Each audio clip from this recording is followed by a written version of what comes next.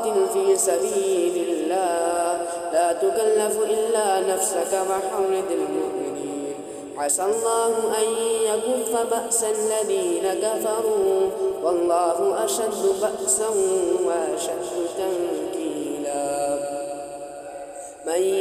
يشفع شفاعة حسنة يكن له نصيب منها ومن يشفع شفاعة سيئة يكن له كفل منها وكان الله على كل شيء مقيتا وإذا حييتم بتحية فحيوا بأحسن منها أو ردوها إن الله كان على كل شيء حسيبا